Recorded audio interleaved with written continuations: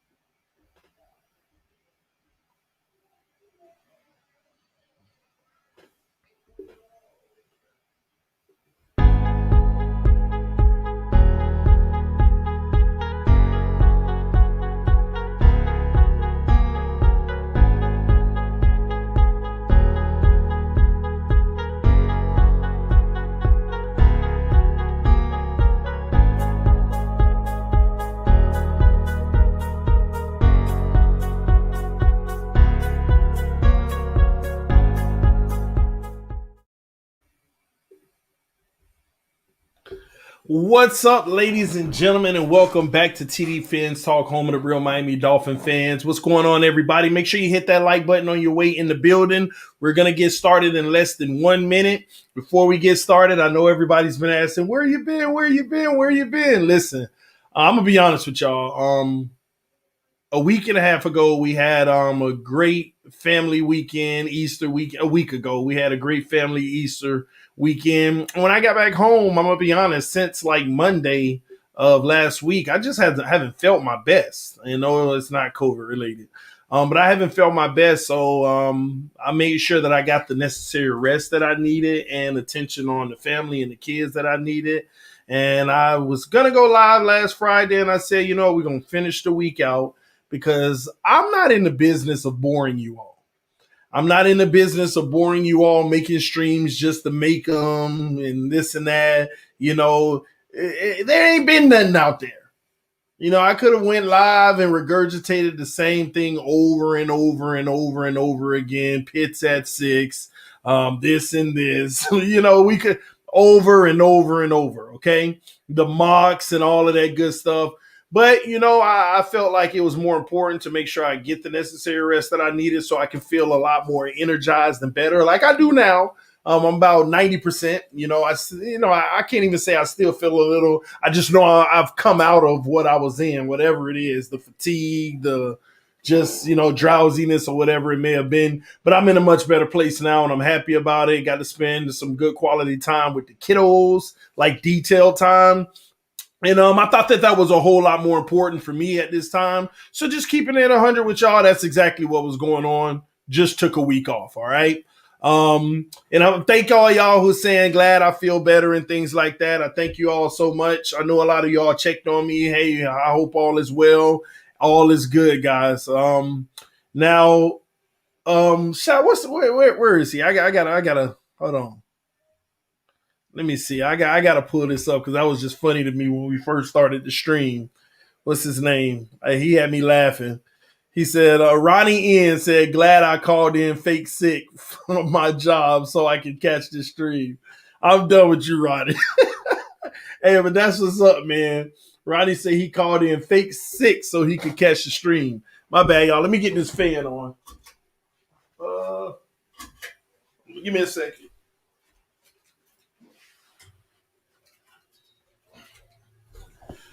All right, make sure that fan is going. All right, but yes, George, praise God, man. TD Fans Talk, home of the real Miami Dolphins fans. What's up, man? Hope you and your family are blessed. Love this show forever. Keep being you, and go fans. P.S. You are too a hater. I love you too, Big Boy Sports News. Listen, man, all the people who show love, I appreciate it. All the people who hate, I appreciate you because your validation. You know, we need people like you in our lives. Some of y'all confuse me though. You know, I mean, like some people will go to your comment section just to say things like, "Who's going to listen to this 3-hour video? Not me." What's wrong with people? Like, why did they even have to waste time to even say it? Like, it kills me, man. People are so hilarious, man. It's like on a whole nother level. See, they got a haircut. Yeah, I brought it down, man. I brought it down. Anytime I'm not feeling well, I'm going to tell you that now. Anytime I'm not feeling well, one of the main things I do, I usually chop it. I usually bring my hair down and things like that with a fresh new renewal. That's something that I always do anytime I'm not feeling well or I feel sick or whatever it may be. That's just something I always do. So, you know, brought it down a little bit. It's grown back out more than it was. Trust me. It was down a lot lower than this. I promise you. And there go Bruce again with the TD Foolish Talk. I love you, Bruce, man. I just enjoy putting you in timeout, though. I'm going to put you in timeout again, just like I did earlier. So in about 3 minutes, come back, say something else ridiculous, and then I'll put you in timeout. You're my timeout guy for the day. All right. Anyway, will you be going live on draft night? Jake, I wouldn't miss it for the world. I wouldn't miss it for the world. Of course. Come on, bro. Of course I'm going live draft night. Y'all hit that like button, guys. We got 200 people watching, and we're actually 212 people watching because our Facebook crew is in here. But we only have 96 likes. So punch that like button, ladies and gentlemen. Show your love and support. Definitely do appreciate you, all right? All right, so I'm going to get down into some Dolphins news and things that's happening around the league. What I've been doing, I've been compiling some of the things that I wanted to talk about because, you know, like I said, I'm not going to bore you all in the offseason. Now, after the draft, I got a lot of stuff we got to do. We got to talk about player evaluation from 1 through 50, 1 through 60, 1 through 70, how many ever players we end up having on this team in camp. We got to go through all the player evaluations. We got to go over unit evaluations. We got to go over 2020 grades. We got to go over 2021 projections. We got to go over season projections, players, what we expect from each player. We got so much of that breakdown, but that's going to happen after the draft. And I'm going to tell y'all now, I think I'm going to take off with that in about June. Okay. In about June, we're going to have a fun-packed month of just evaluations of players, what they did last year, what we expect them to do. Because in May, we're going to be doing a lot of the rookie evaluations, the drafted players, the undrafted players, what they were in college, who they are, a little about their background, their life, where they come from. We're going to be talking about what we expect for them in year one, what would be a failure, what would be a success for them in year one. We'll be breaking all that down. So in May, right after the draft, we're dedicated on our draft picks and our undrafted players that we're going to be bringing in. So as soon as the draft is over, we're diving into undrafted because those first 3 to 4 days, they're going to be picking up a lot of undrafted players. And we're going to dive right into those undrafted players. And right after the undrafted players, we're going to get more deep and in depth with the drafted players that we selected this year. And that should take us through May. And when June comes, we got player evaluations from the beginning to the end. I mean, the backup punter, I don't care who it is, we're player evaluations in June. And in July, we're coming into training camp, baby. We're talking about what's happening with this team in training camp. And always, updated news will be updated news. All right. In August, y'all already know what time it is. We got preseason action. I'm going to see what games I'm going to go to, do a meet and greet, get all of us together, see if we want to hang out, and have some fun, get some designated drivers going, stuff like that. Not for me. I don't drink no more, so I done cut all that out. Green tea at its best. All right. And we start our season. So that's our off-season plans as of right now, ladies and gentlemen. And behind the scenes, I've also been working on a lot of things with TD Sports Talk, what's going to be happening coming forward in the future, and additional TD Sports channels. So y'all make sure y'all stay tuned. It is time for me and this brand to take a whole new step. And I could definitely use a lot of you guys' help, and we'll talk about more of that in the coming weeks and how you can help with that. But I'm telling you, we're about to have an expansion that's going to be hard work, but worth it at the end of the day. And I'm telling you now, if you're a supporter, get on board. Let's ride, baby. Let's get it done. All right. Anywho, enough about the channel, enough about the plans for the future. Let's talk about the right now. Let's talk about the Miami Dolphins. First and foremost, we're going to start this out, number one, with the signing, the return of the run stopper up the middle. The guy that when he was in Miami, I actually fell in love with him because of his ability to penetrate on the defensive interior line and not let anything get past him in the run game, guys. And if you're a Dolphins fan and you've been up on the Dolphins news, put his name in the comment section. I ain't got to say it. Where all my Dolphin fans at? Put his name in the comment section. People can think that, and it's the first player that we have on the roster over 30 years old. This entire roster was under 30 years old until we brought him back, and that says a lot. That says a lot for them to go out of their way to fill a position with the guy who's still playing at a very high level, who's 31 years old, and he is a true run stopper, a true guy to penetrate the interior of the D-line, ladies and gentlemen, John Jenkins. When he was in Miami 2 years ago, guys, I was so excited because it was one of the first times ever we started to stop the run. We started to finally actually stop the run game. And Miami brings him back. So I want y'all to think about this, the interior line. You know, you got John Jenkins, you got Raekwon Davis. You know, name all the interior linemen, guys. John Jenkins, because I'm a little brain fart, all right? John Jenkins, Raekwon Davis, our boy Ames. See, I'm having a little lapse here. I'm gonna be 100% soon. Christian Wilkins. Yes, I'm tripping. And Zach Zeiler as a backup, of course, but he comes in and give you a huge punch. You got Butler. We came into this season saying that we have to have a true nose or a combination of guys that can get the job done in the middle. The Miami Dolphins have completed that, ladies and gentlemen.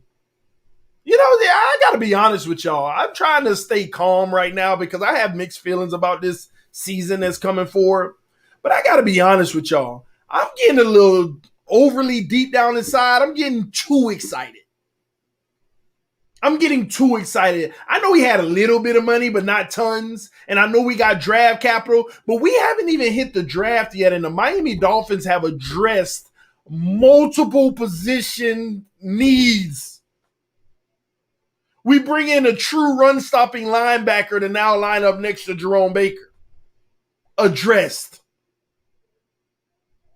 We need a true nose. Addressed. Like when I continue to tell y'all that the defense is done, it's done. Outside of maybe one more traditional, 3-4 edge pass rusher / linebacker to back up Emmanuel Ogbah or play on the opposite side where Van Noy was for some reps. The defense is done. The only thing that the Miami Dolphins will invest from a defensive standpoint is starting to bring in pieces to be a backup, to develop to be a starter for the future. So in the draft, if you see them get a defensive player early, it's probably solely to back up a guy we have now to possibly move on from that guy and replace him in a year or two. The defense is complete. They'll get one more defensive end. I'm not sure how they're going to do that because there are still some free agent targets that could help in a backup role and or even start, just depending on how much they want to spend. But we're not in the game of spending big money at this time. But this defense is done. We've done a great job, ladies and gentlemen. They even got another corner, man. For gosh sakes, they've gotten another corner. who can come in and give you quality reps. And I am telling y'all, the beautiful thing about the defense this year, we already know our secondary is stout, but you're not going to be able to run the ball on us with the additions that we've brought in. The linebacker from Houston, John Jenkins up the middle, with everyone that we already have oh my gosh, come on, Miami. Why are you making us so proud? Why are you making us so proud? Because you owe us. You old fans like me and many that are watching right now. For the last 21 years of misery, especially if you are in the age range of about 16 to about 40, the Miami Dolphins owe you greatly. Let me say that again. If you are in the age range of about 16 to 40, the Miami Dolphins owe you greatly, especially if you've been a loyal hoopity hoop, hoorah fan all that time. Now, I'm not trying to discriminate on anybody that's over 40, but at the end of the day, you got to sit back and enjoy the prime of Dan Marino in a lot of. Let me extend it. 16 to 45. Let me extend it. Let me be fair here. 16 to 45. Okay? 16 to 45. I think that's more fair. But everybody older than 45, you got the luxury to sit back and enjoy Dan Marino for so many years. Now, don't get me wrong, you didn't get the luxury to see anything be fruitful of it. And I get that. But all we're asking us 16 to 45-year-olds is at least give us excitement every year with some playoff runs. And we need to get that. We haven't even got that. Like, tease us with a few playoff runs. We ain't even got that. And we've been loyal. You owe us. You owe us. You owe us. So thank you for what you've been doing. But your debt ain't paid off yet. I'm just saying. Just how I feel, y'all. All right? Just how I feel, man.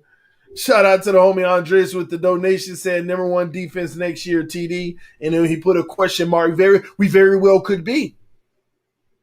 Our number one defense status is solely going to hinge on, our secondary continuing to play at an elite level. And our ability to also be able to cover tight ends. See, that's the only aspect of our defense. You know how they say, oh, you think you're going to be better in the run? Well, you got to prove it. I'm confident now.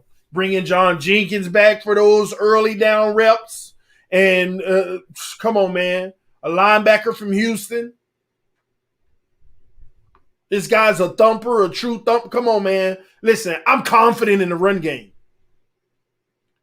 But what the only part of the defense that I'm not confident about is, will we be able to cover above average tight ends?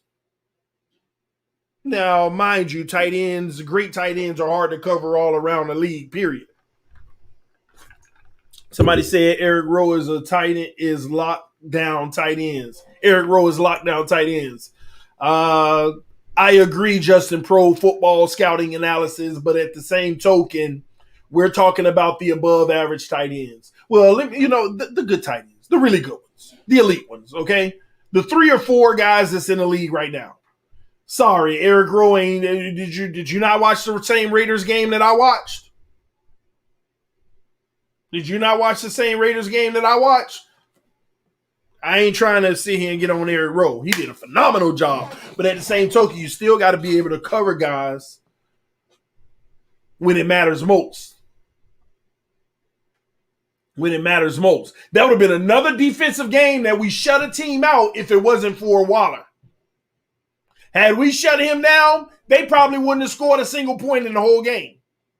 He was their only offense all game. And some people always get mad at me because I make statements like this. Eric Rowe will ball out the whole season, and in one game that'll happen, and they'll be like, TD, nobody can guard Waller, so stop tripping.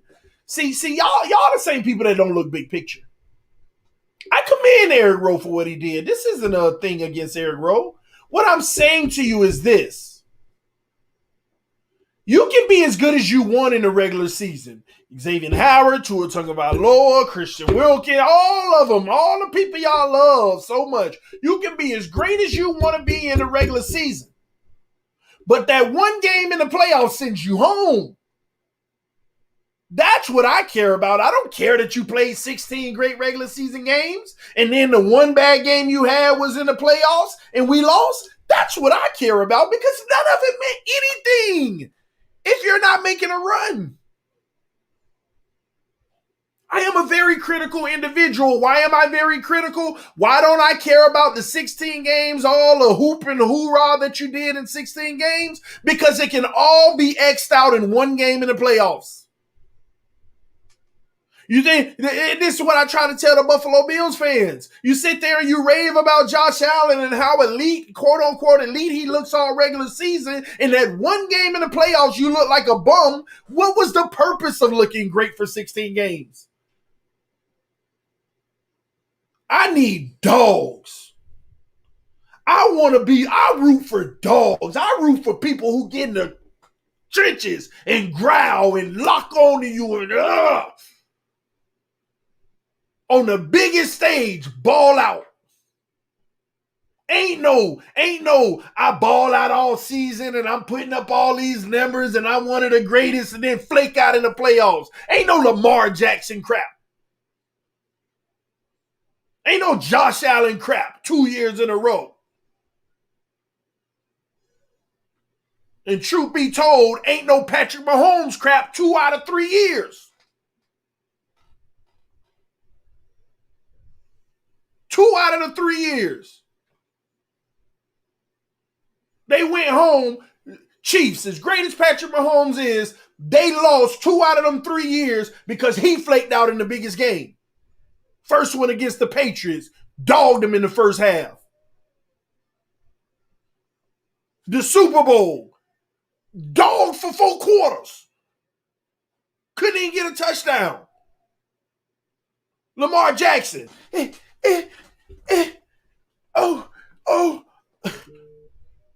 playoffs.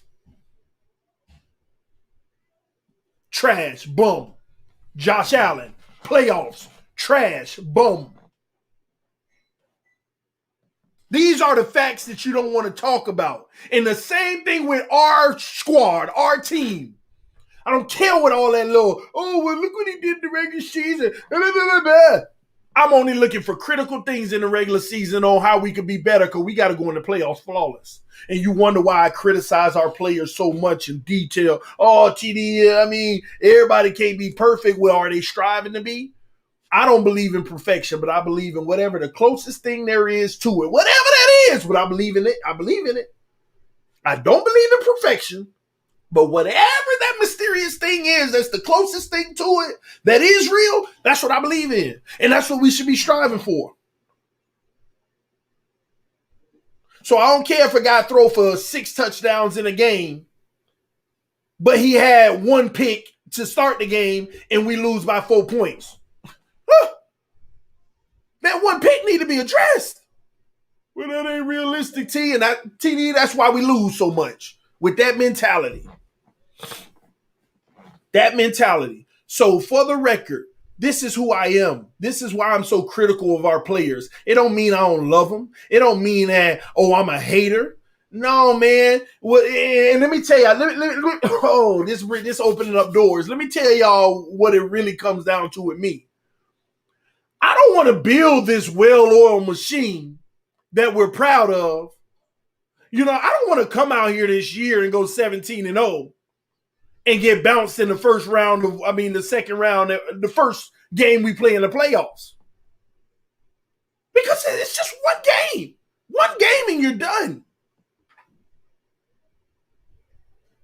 So that's why I don't live in that world. I don't live in that world of, oh, he was so great. Oh, why are you hating on him? He played a great season. He just had one bad game. I don't live in that world. That one bad game cost us the chip.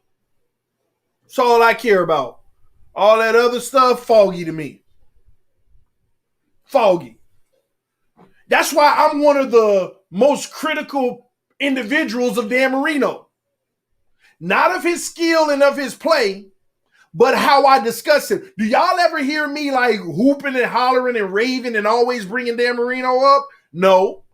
Personally, I call him the greatest quarterback of all time without a Super Bowl. But at the end of the day,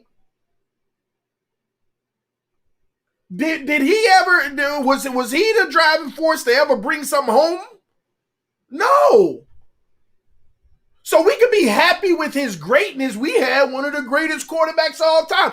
I don't care nothing about that. You ain't getting no Super Bowl. What are you? Oh my gosh, and I even feel conflicted talking like this because it's Dan Marino. But the facts are the facts. He ain't bring the prize home. And I don't like that. I don't like that. See, what we look for is the next Dan Marino. Why? Why? See, some of y'all will be just fine with one of the best quarterbacks in the league for the next 20 years, even if we don't win nothing. Ooh. Go on or go home. Oh, I'm hitting some people's nerves. Some of y'all will be just fine with the best quarterback in the NFL and we don't win nothing for the next 20 years. If somebody told you right now you can have the best quarterback in the NFL, but you're not going to win any Super Bowls, some of y'all, let's go, boys. Some of y'all, sign me up. No. Like, when are we going to have bigger aspirations for an actual Super Bowl? When?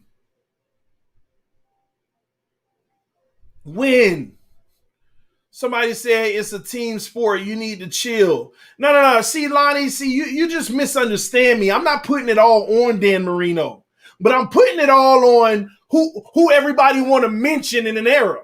So when we talk about when somebody says, see, this is where the hypocrisy comes from. So if I ask that same individual, when I say Miami Dolphins, 85, just say the years 90 to 2000, what would you think? Everybody's going to put Dan Marino. You're not going to put the Miami Dolphins team. You see what I'm saying? That's the hypocrisy of it all. So I understand. I mean, it's common sense. It's a team sport. But listen, I don't know all the history of the Miami Dolphins. I've done my research, though. And based off of what most people have told me, Dan Marino always took his bag. Dan Marino always took his money. Dan Marino wasn't that guy that sacrificed that so he can have a better run game or a better this and that. That's what all the people before me who know the Miami Dolphins in and out more than me tell me. Dan Marino didn't want a balanced game, what was best for the team. We call a run play and he switched to a throwing play 75% of the time. That's what they tell me. That's what they tell me. Not because it's a better play, but just in general, I want to throw the ball. That's what they tell me.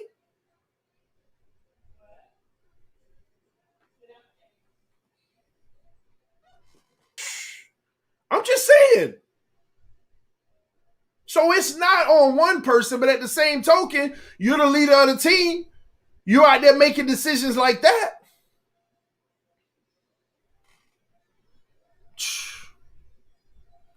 You read the comment section. They telling you right now.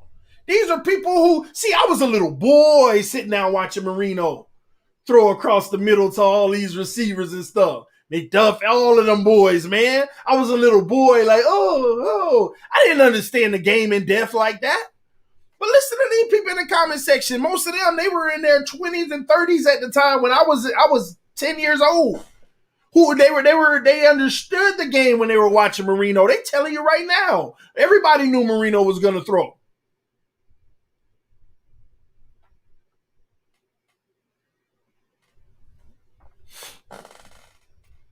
Eric Edwards said they've told you the truth.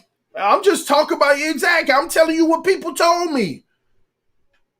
I ain't too proud to be like, oh no, Dan Marino the guy. Oh, y'all don't know what y'all talking about. Y'all just mad. No, I mean, I'm going off of the information that I've gotten doing my research. Y'all tell me how y'all view Dan Marino. Why didn't we win? Blah, blah, blah. And these are the things that people were telling me. So, like I said, back to the point at hand, the Miami Dolphins owe us. They owe us. And I like the direction that we're headed, and I like what we're doing. I just ask some of us as fans to get more on the boat that I'm on, be a little bit more critical, because we've heard it all before, we've seen it all before, we've done this all before. Tell me what we've done all this before. Now this is the most complete of a team that I've seen. But we've addressed this, we've addressed that. None of it's working, but you know what? I like the direction that we're headed now. And I like holistically what we've been putting together. And I love what Chris Grier is doing because I'm mad he didn't get GM of the year last year. He better get it this year just from this offset, just from free agency, just from the trades of the past. They owe him credit as GM of the year. This man has filled holes, brought in better talent, made the team better while acquiring more better assets at the same token. Come on, man. What can you ask of a general manager? He's sitting there setting your future up for contingency after contingency. Like you can be trash, but we got contingency. He's built contingency. It's rare to have a great team and still have contingency. In today's NFL, you go for broke with no contingency to get it all now. We're getting it all with contingency. Simplistic term for those who aren't used to using the word contingency, backup plan.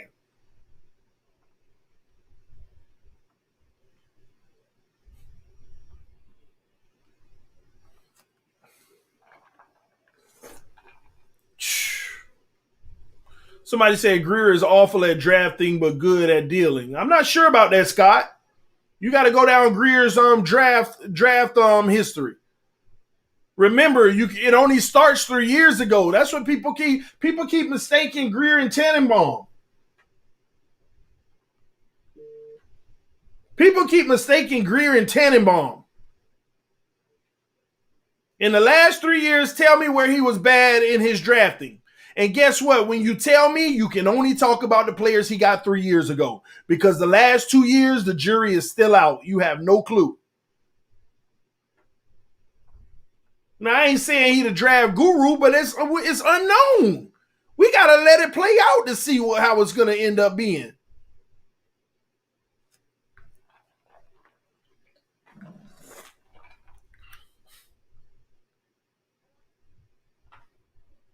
Anyway, let's move on, man. Shout out to the homie John Jenkins. He's a Dolphin now. Again. And trust me, ladies and gentlemen, you will be proud of our run-stopping ability next year. Write it down, take a picture. Mark my words, you will be proud, proud, proud. All right? Let's move on. Subject number 2 that I like to discuss, the Atlanta Falcons at number 4. There still continues to be this mass hysteria of what they are going to do. Now, they are in a little bit of a pickle because more information have come out. Now we have more detailed information of the Atlanta Falcons and what their plan is, okay? And who in the organization has the plan. The owner has made it clear, get a quarterback. The general manager has told the owner, we can get a quarterback, but I would prefer trading out of the pick and picking up more assets so we can still get a quarterback either next year or so forth. And we could still get a quality player this year. And the Atlanta Falcons are open to trading the number 4 overall pick. They're open to trading the number 4 overall pick. So all you haters with this narrative trying to say, oh, they're going to pick up Pitts and all this and that. I don't know why some people are still holding on to the fact that they want Atlanta to pick up Pitts just so we don't get them. I got to ask some of y'all who would rather Smith over Pitts. Why? I have to stop because I haven't asked that yet. All y'all Smithoneers, because we already got the Tuaneers. All the Smithoneers.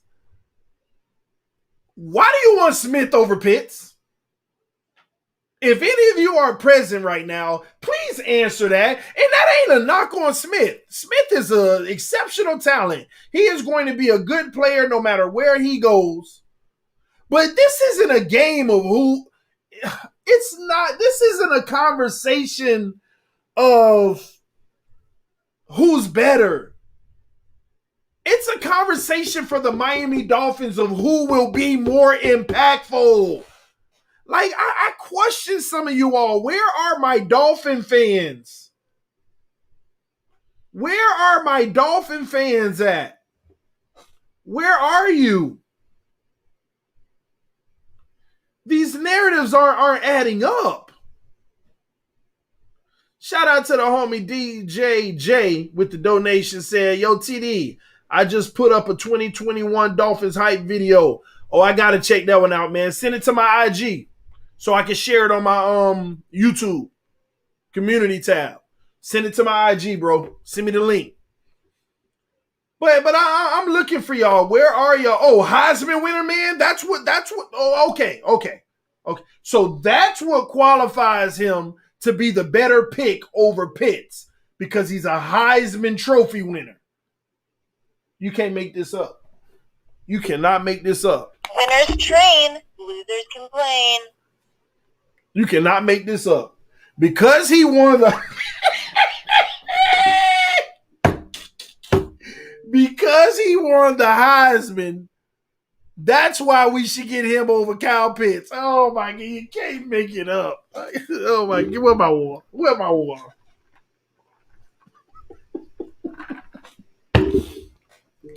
You cannot make this up, ladies and gentlemen. This is what some people really do, but like they ain't playing. This is what they believe. Deep down in their soul, this is what they believe. This is what they believe. Attitude is everything. Oh my gosh. Man. This is what they believe, ladies and gentlemen. I'm just sitting here because he won the Heisman, and it's just making me wonder why Tim Tebow ain't in the league no more. Oh my God. Oh my God, I gotta refill the water. Let's refill the water, man. Oh, this is what some people really believe. Because he won the Heisman, he should be selected over Kyle Pitts. Oh my gosh. Ladies and gentlemen, y'all, stop. Just stop. Stop. Somebody said because Tua has a good connection with him. You can't make this stuff up. You cannot make this stuff up. You gotta believe. You can't make this stuff up. Because he has a connection with Tua. This is the NFL. You aren't in college no more. You don't have no connection with nobody, man. Tua Tagovailoa has played with a whole new receiving corps for a year. Smith has played with the whole new receiving quarterback for a year, who, according to him, was a better connection for him. This is the NFL. There ain't no more kiddie game. It doesn't matter who you got out there running routes from a connection standpoint. You build it, you're given what you're given. It ain't gonna make no difference because they played together in college. Y'all gotta stop that narrative. It really doesn't. Kyle Pitts will make Tua Tagovailoa look exceptionally better. Exception, the impact he'll have on the game. Gosh, do y'all not see the freaking catch radius? He can be covered by 8 guys. He gonna leap over him, and Tua can overthrow the ball, and he's still gonna get it. You know all them high throws Tua made? Do you not see the wingspan?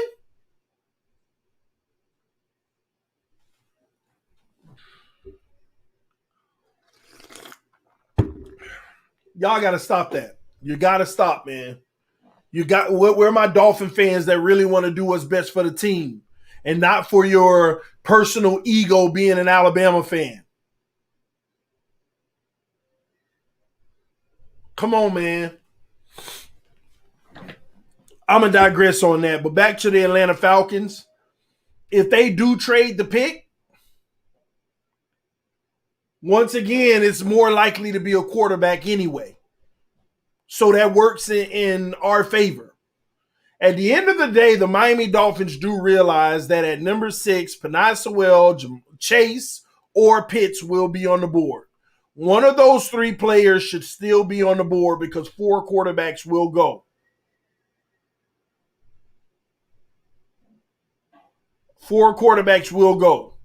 And in a surprise situation, you might even have an offensive lineman that go. Because I didn't even say. So you'll have Sewell, Pitts, and Chase on the board.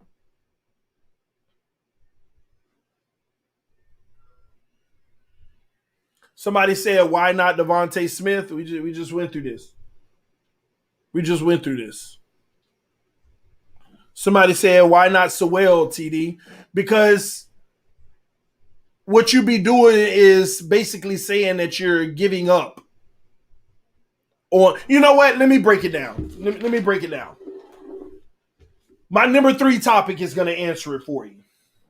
We got to quickly talk about the future of Mike Gesicki. The Miami Dolphins draft strategy is going to basically tell you a lot on what they think, what their plan is of the future, okay? Mike Gesicki depends on Pitts.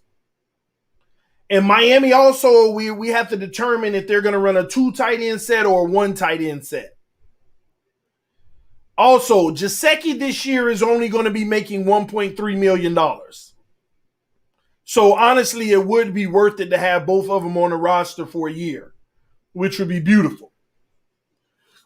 The issue is we don't have any viable tight end on the roster after this year.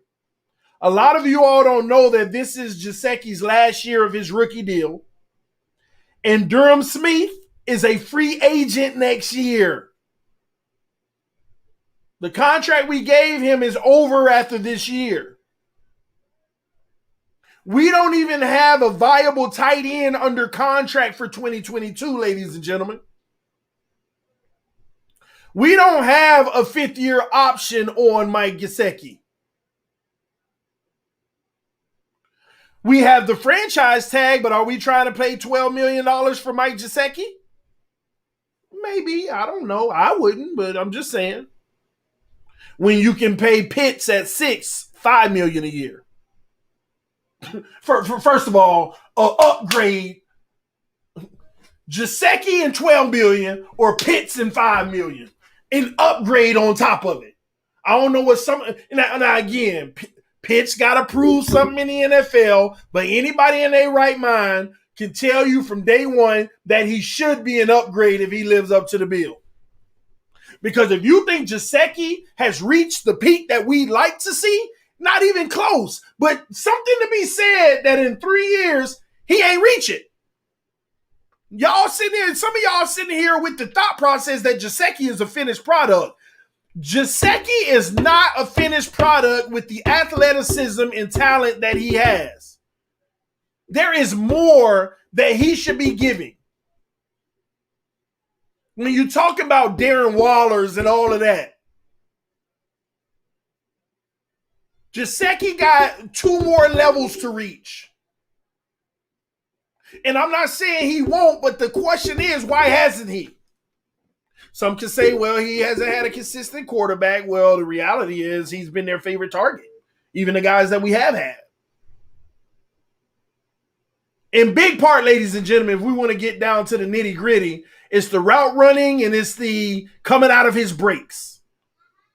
Everything he's getting is almost contested, and he's showing his excellent ability, but he's not getting the easy stuff, the wide open all the time stuff. Gesicki ain't getting that like a lot of these other tight ends. Coming across the middle, catching it with Yak. Running, oh, you got to catch me. Gesicki's always getting tackled less than a second later after he catches an amazing catch. That's a flaw in his game.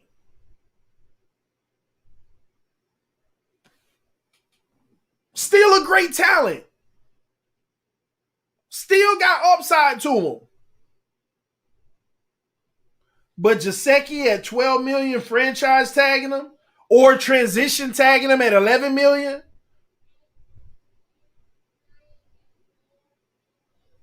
or Pitts for $5 to $6 million for the next 4 years. 5 if you want with the 5th-year option. Beautiful. Touchdown, Dolphins! Oh, man. Rashad said $8 million. You know what? Let me correct myself. It's about 7. Tua was the 5th pick, and he basically got about $8 million per year. So it's about $7 million for the number 6 overall pick. You're right. But once again, $12 million or $7 million with the potential upgrade. And a guy who could also be better at blocking, can also play wide out, can also play the slot, traditional tight end, line them up anywhere. So now you got, see, this is the thing, and this is what I love about what the Gators coach said about Pitts.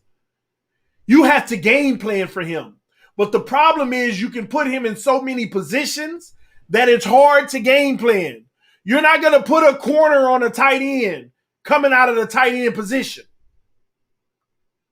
You have to shadow him. You got to try to put your best secondary player on him, and now everybody else is eating. And he probably still eating over your best defender anyway.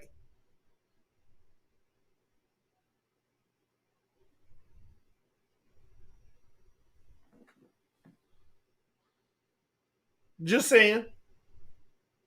But we don't even have a viable tight end under contract in 2022. Is that not telling y'all something? And y'all look at the market. Hunter Henry, who had similar numbers to Gesicki, got a 3-year, $37.5 million contract. Patriots set the market. Jonnu Smith, 4-year, $50 million. Both of these guys running over $12 million a year. Come on, man. Shout out to the homie Shake Money, man. Said Pitts at 6, music to my ears. It better be music to everybody's ears. Better be the best music you ever heard.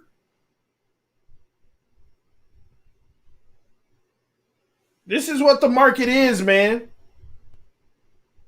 It's gonna be very expensive to retain him.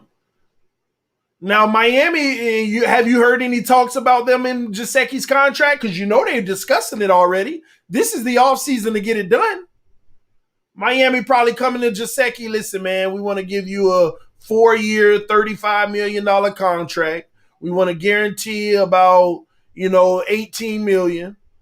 And Gesicki's agent is like, I mean, that's a good, fair deal. But the problem in the NFL is we can do better than fair. You built the name for yourself. A lot of other teams revere you as one of the best offensive weapons that they've had in the last 3 years. We can go get you 11 plus easy on the open market. Play this year out, ball out, and let's increase your value. Now, the only way that the Miami Dolphins win in this situation and keep Gesicki is simply if they suppress that man's production this year. You got to suppress that man's production this year.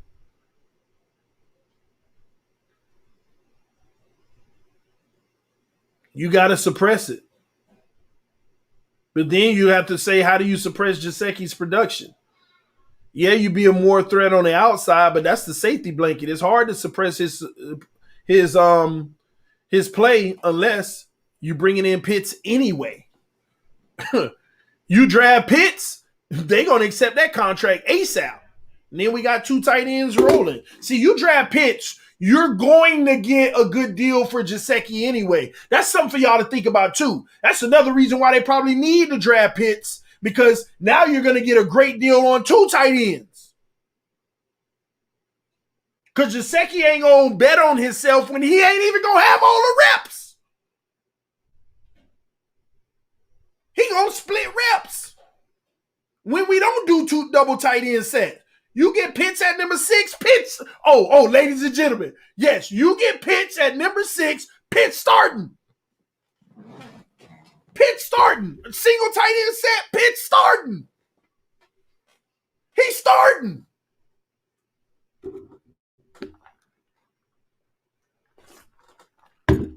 So Gesicki gonna give us a good deal if you get Pitts. We have 2 tight ends locked in for the next 4 years, and Gesicki gonna give you a good deal. Why would he take that good deal contract instead of a better one later? Because he ain't getting a better one later because his numbers gonna drop because they gonna be suppressed because Pitts gonna take all the reps. His value gonna drop. He gonna take that $7-8 million contract a year for 4 years from Miami. It's another reason you get Pitts. Now you got a better shot of locking in double tight end set. You see the Patriots did it. They went and got Hunter Henry and Jonnu Smith. You better be able to compete with that.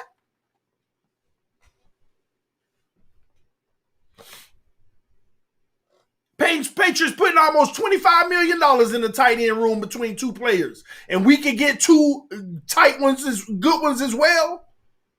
Really good ones. For literally what? 15? That's how you win this game. Shout out to the homie Andres with the donation. We could have Jerry Rice and Randy Moss without a good old line. Won't matter, especially a QB of Tua's caliber. Sewell at 6. Man, Andres, so you just want to give up on the guys that we already got on the O-line, forgetting that they were rookies last year. See, this is where some of y'all y'all got to calm down, okay? Let me help you out, Andres. This is where you got to calm down. So if we draft Penei Sewell and he plays like he plays like the right tackle we had this year, see, you be willing to say, yeah, but he was a rookie. He gonna be even better next year. But what about the guys that are already in place that were playing that were rookies that played good football? We did not say that they were exceptional, but they played good football. This is their second year. They gotta grow too. Just like people say with Tua, it was his rookie year, bro. Wait for the second year leap. Then stop crying about this O-line thing. We've honestly addressed the O-line. Now it's time to watch these young fellas grow. Now you want to go get an offensive lineman, you get your center of the future because you just brought in a bridge. You go get your center of the future. You might want to go get a guard of the future. But all this tackle talk, Austin Jackson, Robert Hunt, and these guys, give them their fair opportunity. We act like they were pure bums last year. Stop that mess. Stop that mess. Our O-line was not garbage last year, ladies and gentlemen. Stop that mess. If you ask me, one of the best offensive lines we've had in the last 5 years. Somebody say the O-line is not set, TD. You tripping, TD. I didn't say it was set. But when you got all these young guys, are they not allowed to grow? Are they not allowed to grow? That's what y'all talk about with me with Tua. When I was talking about Deshaun Watson, TD, let the man grow. Why would you want to replace him? The hypocrisy is real out here. Let this O-line grow.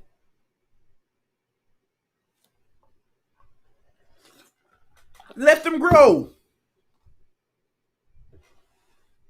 They'll be better this year, right? That's what y'all say about Tua. So they'll be better too this year.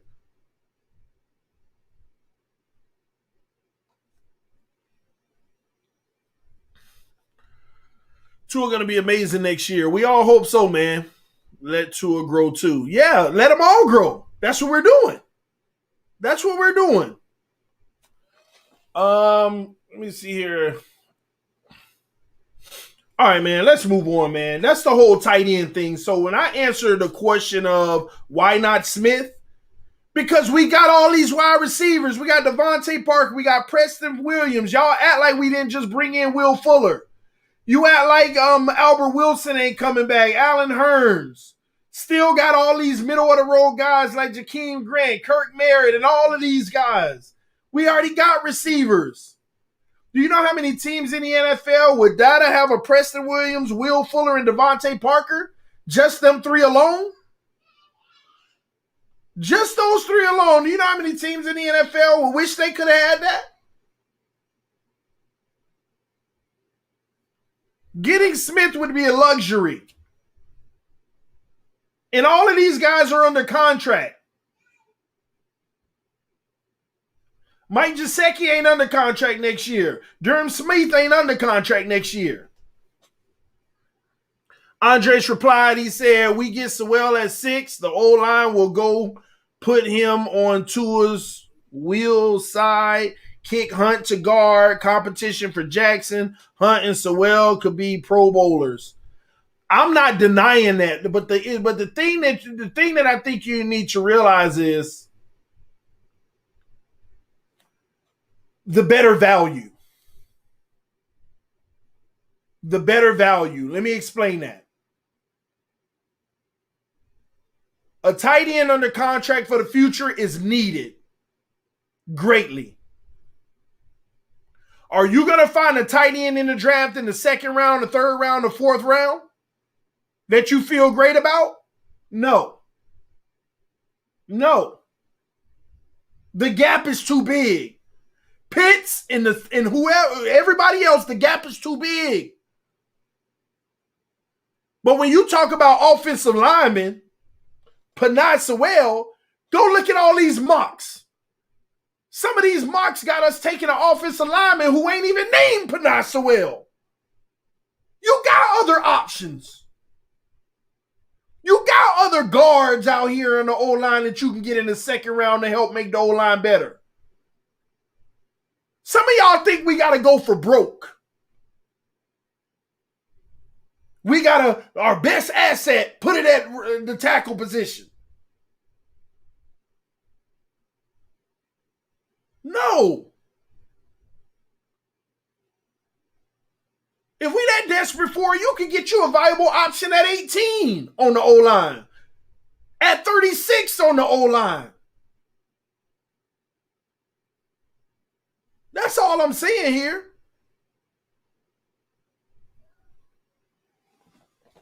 We're talking priority, like what's more impactful and needed right now. We had a young O-line net last year with a whole bunch of young guys who are going to be older, more experienced, and better. And on top of it all, they did not play like trash last year. Like, is there this fake narrative out here that our O-line was trash last year? If you're a Dolphins fan and been one for the last 5 years, you couldn't even fathom saying out your mouth that the O-line was trash last year. We've seen trash. We know what trash looks like from an O-line. And last year wasn't it. Headed in the right direction with 3 rookies starting on the O-line. Natural progression, they'll be better this year. Shake Money with the donation, and my point exactly. He said, I'll take Alex Leatherwood early second. Plus, he has rapport with Tua. I don't care about the rapport stuff, y'all. It's the NFL. But that's my point. You got options in the second and third round. Come on, y'all. Let's put it together the right way, man. You got to maximize your assets. You got to maximize your assets. Shout out to Andres with the donation. Said TD, none of the top tight ends were even first rounders. That don't mean a top tight end won't be a first rounder. Traditionally, you don't pick tight ends in the first like that early in the first round, top 10. But that don't mean anything. Let me tell y'all, when it comes to a lot of the history stuff, outside of quarterback, I don't really be caring about history because here's the deal. If somebody drafted Tom Brady in the first round, they would have laughed them out. They would have picked on him. They would have said they're the worst general manager of all time at the moment. So I don't care about historically what wasn't selected in the first round. I'm more inclined to say they should have been selected in the first round. So your most elite tight end, Travis Kelce, should have been selected in the first. You see what I'm saying here? Tom Brady should have been selected in the first round.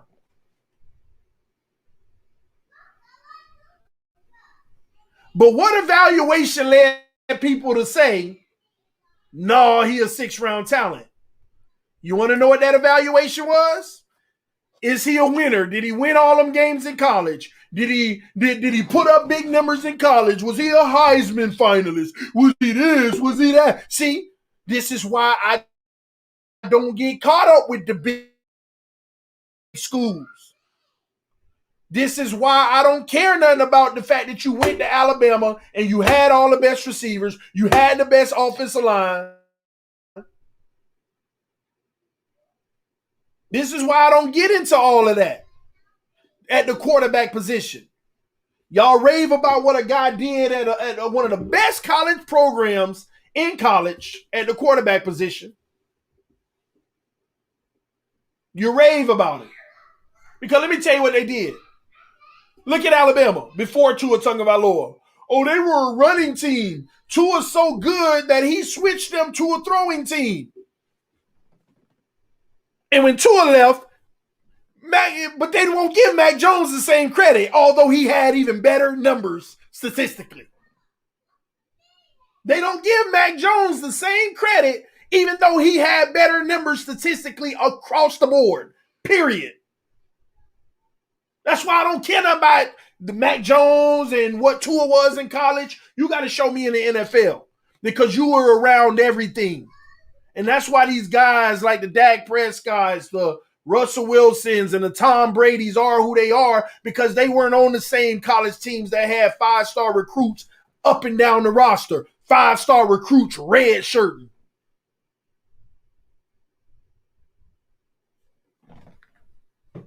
That's why I don't.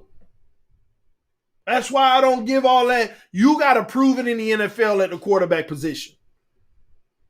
That's how you earn it.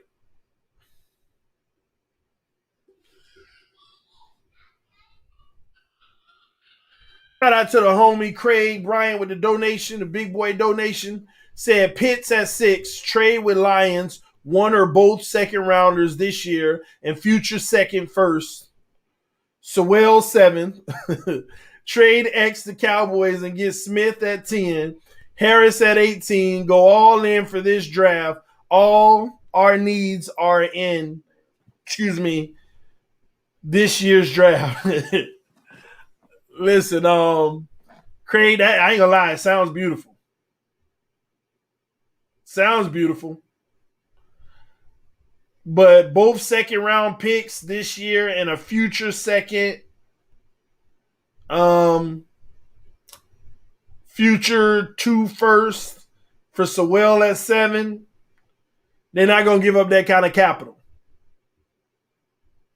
I wouldn't be opposed to all of that except the trade with the Lions. I'm not giving you 2 seconds and 2 firsts for the future to move back up to 7.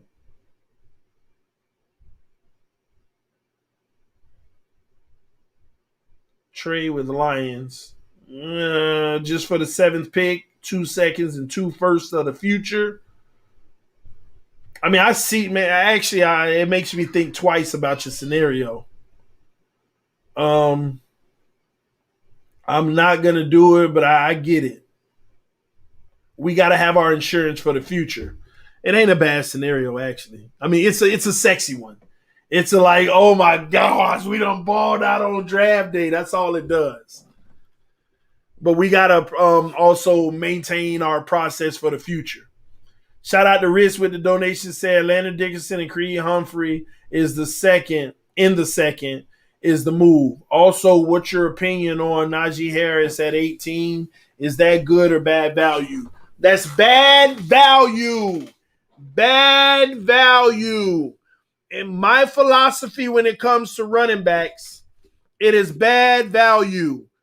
I'd rather invest in another offensive lineman at 18 to make one of the guys we already got look like Najee Harris. See, that's my philosophy on the running back group.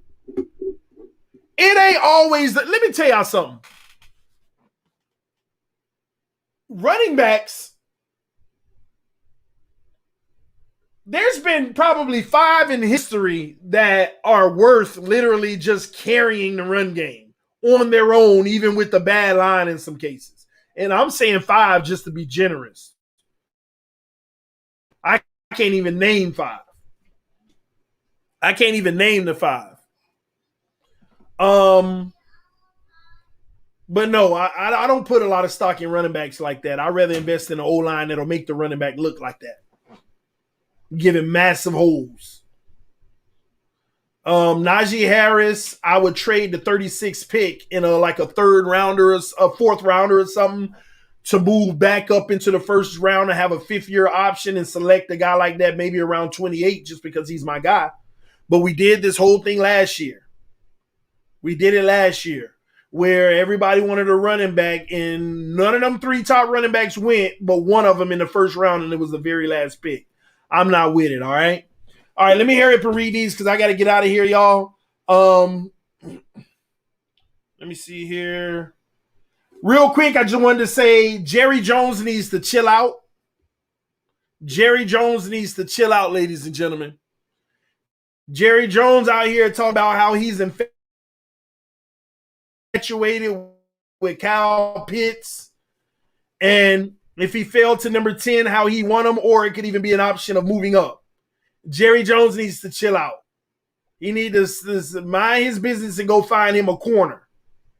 See, and this is what scares me because Jerry Jones making that comment makes me feel like if Pitts is on the board at 6, Jerry might be calling the Dolphins and saying, I'll give you number 10 and I'll give you next year's first rounder and a future capital, maybe some seconds to move up.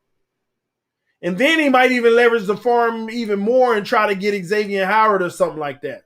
Jerry Jones needs to stay out of our business with Kyle Pitts. All right.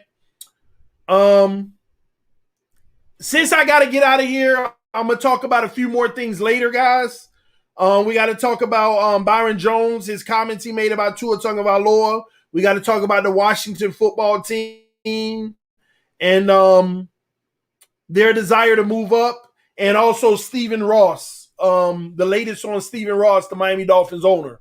We're going to talk about that later on, probably this evening when I get back from taking care of some business.